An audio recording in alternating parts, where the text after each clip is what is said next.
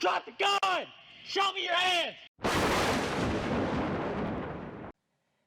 Okay, so there were 11 mass shootings this past week, and this is about normal for this time of year. Anything in the low double digits would be considered normal. Overall, throughout the year, we average in around 13 a week. And in the summers, it's like 20 plus.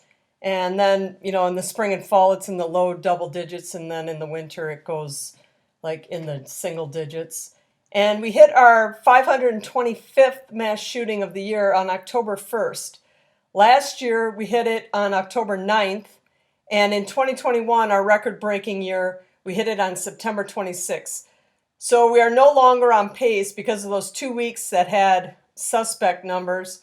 We're no longer on pace to beat that 690 set in 2021, but we'll be right up there with it. All right, I'm just going to go through these kind of quick because there's 11 of them. We'll start on September 25th in Jacksonville, Florida, where we had 6 injured. And they were aged in their late teens to mid-30s, and at least 2 different shooters in this one. And the victims were said to not be cooperating with the police. And so basically it's called an unknown situation, provoked the shooting, and there were no arrests made. Also on September 25th in Dallas, Texas, 1 was killed and 3 were injured. Savannah Rodriguez, she was 19 years old. She was the one that was killed. And 27-year-old Jeremiah Moore was arrested. And he's one of 2 people that were arrested. He's not the thumbnail, but he was one of 2 people that were arrested this week in these 11 mass shootings. And this one happened around 2 p.m. And there wasn't one on the 26th, at least reported at this time. On September 27th in Washington, D.C., 2 were killed and 3 were injured. And the victims were 41, the victims that died were 41-year-old Nathaniel Limes and 46-year-old James Cooper. And this happened at 9:50 p.m. And police are looking for 3 men in a gray vehicle. There were none on the 28th, so we'll go the 28th or the 29th. So we'll go to September 30th in San Pedro, California, where 1 was killed and 3 were injured. And the victims were all aged 17 to 23. And the 17-year-old was the one that was killed. This is Joseph Isaiah Saldana. And this shooting happened outside a party. And then also on September 30th in Laredo, Texas, 4 were injured. And the victims were aged 35 to 56. So it was an older group of people. And 3 of them were women. Now, usually it's almost all men that are the victims in these mass shootings, but this one, 3 women of the 4. And this was a drive-by, and the police are looking for a dark SUV. And you can see by the descriptions of these things, they're looking for a gray car, or they're looking for a dark-colored SUV. You can see why they don't get many arrests, because the people just aren't very cooperative in trying to solve these. All right, on October 1st in Jersey City, New Jersey, 5 were injured, and this happened at the 224 Lounge, and they were aged 19 to 33, and 1 female, one of the victims was a female, and no arrests have been made in this, and it says the victims are not cooperating. And you can look at this picture, you can check out what the sidewalk looks like in this area. And that says it all of what kind of neighborhood this happened in.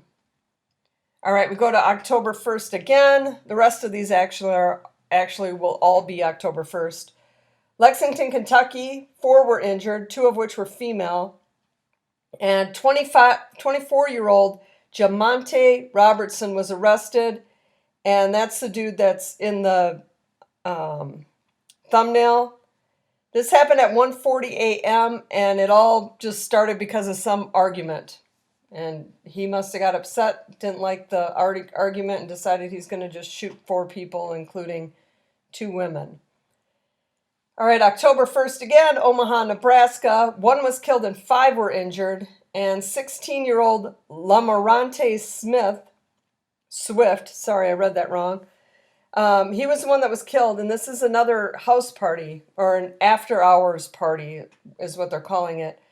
The other victims were all aged 25 to 33, and there's no suspects, and the witnesses gave what the police described as a generic description of the vehicle. And again, when the witnesses can't give, solid information to the police, they're not going to catch these guys. Because, a generic vehicle or a dark colored SUV or a gray car, this isn't information that's going to help them get anywhere. All right, we continue on October 1st. And there was 6 on October 1st. So Toledo, Ohio, 4 were injured, and they were aged between 12 and 41. And this one happened at 5:30 p.m. And you can see these happen at all different times. Not at night. This would have been, during the sun would have been up at 5:30 p.m. It's still daylight. And the police responded to a shot spotter alert. They didn't respond because somebody called and invited them there. They responded to a shot spotter alert, and it showed that at least a dozen of those markers were there, so at least a dozen shots were fired.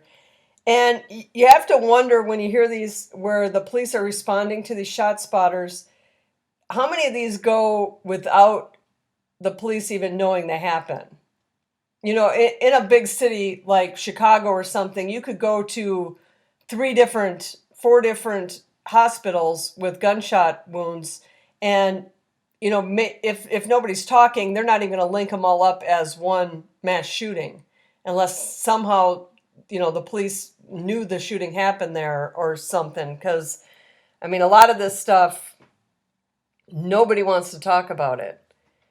Okay, October 1st again, Houston, Texas, 2 were killed and 2 injured.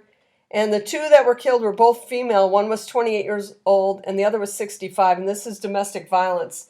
And it was a mother and her daughter that were killed. And the shooting in this one stemmed from some kind of romantic dispute. And the dude just shot up both the 2 women that died plus 2 other males that were there. And then our last one is October 1st in Chicago, Illinois, where 2 were killed and 2 were injured. And the 2 that were killed were both male, and they were 31 and 33 years old. And a 7-year-old boy was one of the ones injured. And this was a drive-by where the shooter fired at 3 males standing in a vacant lot. And the 7-year-old boy was on a scooter and was grazed in the head by a stray bullet.